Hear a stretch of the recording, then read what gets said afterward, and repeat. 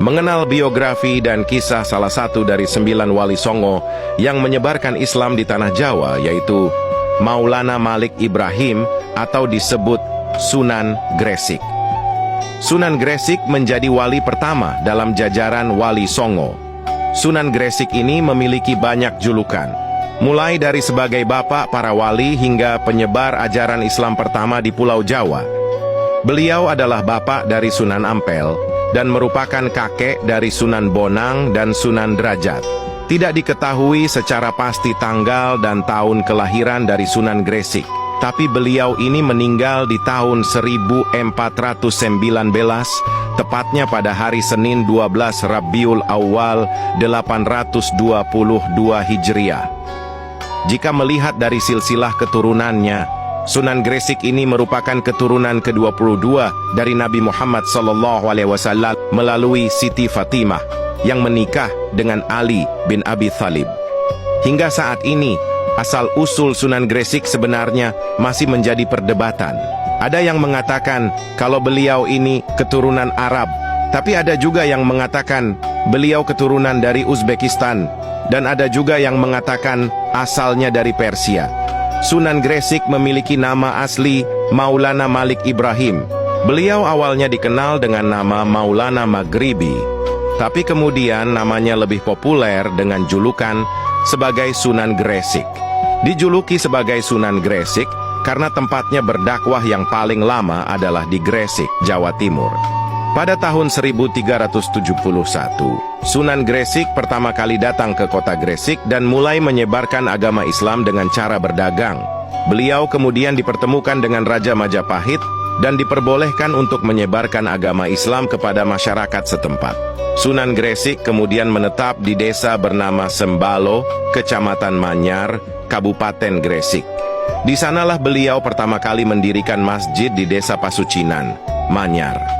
Tidak terdapat bukti sejarah yang meyakinkan mengenai asal keturunan Maulana Malik Ibrahim, walaupun pada umumnya disepakati bahwa ia bukanlah orang Jawa asli.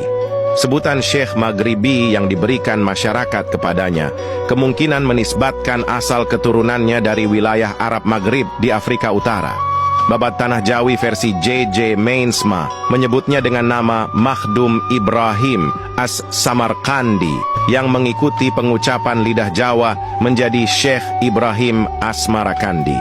Ia memperkirakan bahwa Maulana Malik Ibrahim lahir di Samarkand, Asia Tengah. Namun demikian, kemungkinan argumen yang terkuat adalah berdasarkan pembacaan J.P. Mokwet atas baris kelima tulisan pada prasasti makamnya di desa Gapura Wetan, Gresik, yang mengindikasikan bahwa ia bermula dari Kashan, suatu tempat di Iran sekarang. Terdapat sebagian versi mengenai silsilah Maulana Malik Ibrahim. Tidak hanya masjid saja yang dibangun pertama kali oleh Sunan Gresik, tapi juga pesantren. Menjadi wali songo pertama yang menyebarkan ajaran Islam di Pulau Jawa, Sunan Gresik memegang peranan penting dalam pendirian pesantren. Mendapat kepercayaan dari Raja Majapahit untuk menyebarluaskan ajaran Islam di tanah Jawa, Sunan Gresik yang diangkat sebagai Syah Bandar ini mendirikan pesantren pertama di desa Pasucinan tersebut.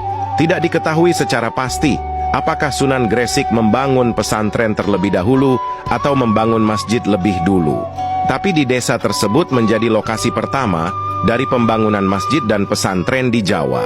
Masjid yang dinamakan dengan nama Masjid Pesucinan hingga saat ini masih tetap berdiri dan menjadi masjid tertua di Pulau Jawa. Pada masa-masa awal kedatangannya di tanah Jawa, Sunan Gresik mengalami sebuah kejadian saat beliau sedang mengembara. Ketika itu cuaca sangat terik karena sudah berbulan-bulan tidak ada hujan di daerah tersebut.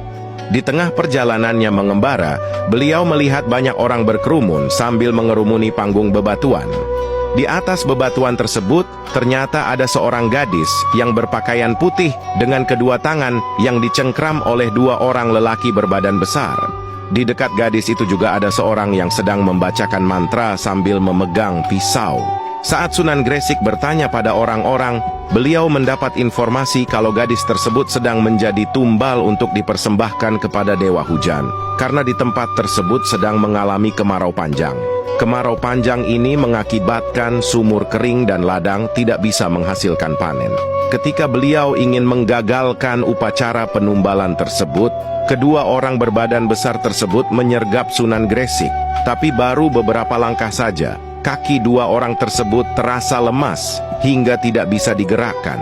Setelah mengetahui kalau korban persembahan ini adalah yang ketiga, Sunan Gresik kemudian bersama kelima muridnya menghadap kiblat, lalu melakukan syalat sunnah istisqa sebanyak 2 rakaat untuk memohon hujan. Tak berselang lama, turunlah hujan dengan deras. Orang-orang setempat yang sangat gembira pun berterima kasih dan ingin menyembah Sunan Gresik. Tapi hal tersebut dilarang oleh beliau dan menyuruh mereka untuk mengucapkan syukur pada Allah Subhanahu wa Ta'ala. Orang-orang tersebut kemudian diajarkan mengucapkan 2 kalimat syahadat dan diajak untuk memeluk agama Islam. Inilah kisah dakwah pertama dari Sunan Gresik di Pulau Jawa. Salah satu cara yang dilakukan oleh Sunan Gresik dalam berdakwah adalah dengan membuka praktik pengobatan gratis kepada masyarakat setempat, terutama rakyat yang kehidupan ekonominya kurang mampu.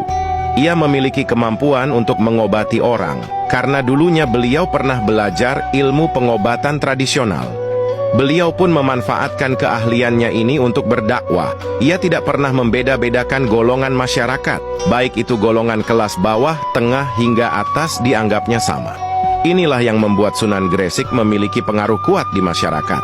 Kemampuannya sebagai tabib pun terdengar hingga kerajaan Majapahit, sehingga beliau pernah diundang oleh raja untuk mengobati istrinya yang sedang sakit. Cara berdakwah Sunan Gresik tidak hanya dengan pengobatan gratis saja, tetapi beliau juga berdakwah dengan cara bertani dan bercocok tanam. Beliau mengajarkan masyarakat setempat cara bercocok tanam dan bertani yang benar. Tentu saja ia mengajarkannya secara gratis. Sambil mengajarkan cara bercocok tanam dan bertani, beliau sambil berdakwah dan mengajarkan agama Islam kepada masyarakat. Dengan begitu, masyarakat tidak merasa dipaksa untuk memeluk agama Islam. Selain dengan bercocok tanam dan bertani, ia juga mengajarkan tentang cara berdagang dari hasil tanam tersebut. Dalam menyiarkan agama Islam di Pulau Jawa, tentu saja tak mudah. Ia mengawali dakwahnya dengan damai, kebijaksanaan, dan menggunakan pendekatan kultural. Berikut beberapa cara yang dipakai Sunan Gresik sehingga Islam bisa diterima dengan mudah oleh penduduk tanah Jawa yang disebutkan dalam buku Wali Sanga. 1. Mempelajari budaya dan adat istiadat. Ia beradaptasi dengan masyarakat setempat dengan mempelajari bahasa Jawa, mengenal adat istiadat, hingga mempelajari kebiasaan yang dilakukan penduduk, seperti mata pencahariannya, pandangan hidup, dan lainnya. 2. Membuka warung.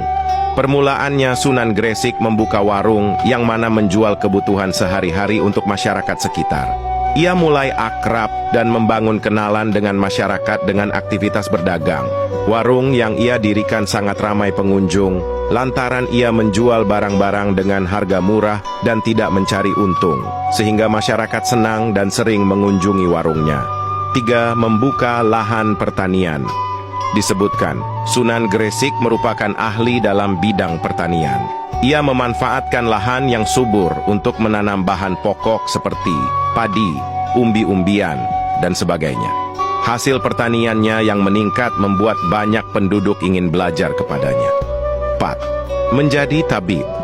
Sunan Gresik juga pandai dan mengerti tentang masalah kesehatan. Ia mampu meracik obat-obatan untuk berbagai penyakit, dan orang yang berobat kepadanya banyak mendapat kesembuhan. Dalam praktik pengobatannya, ia juga tak memungut biaya sepeser pun. 5. Menghapus perbedaan kasta. Karena masyarakat setempat pada kala itu percaya dan ada perbedaan kelas sosial, ia mengajarkan ajaran Islam yang mana tak ada perbedaan kasta di dalamnya. Dari sinilah banyak masyarakat yang masuk Islam. 6. Membangun masjid dan pesantren. Setelah penganut Islam semakin banyak, ia mendirikan sebuah masjid sebagai tempat ibadah, sarana dakwah, dan pembelajaran agama Islam untuk masyarakat. Sunan Gresik meninggal pada Senin, 12 Rabiul Awal 822 Hijriah, Tanggal tersebut kemudian diperingati sebagai Haul Sunan Gresik, yang setiap tahunnya diikuti jemaah lokal maupun luar daerah dari berbagai penjuru.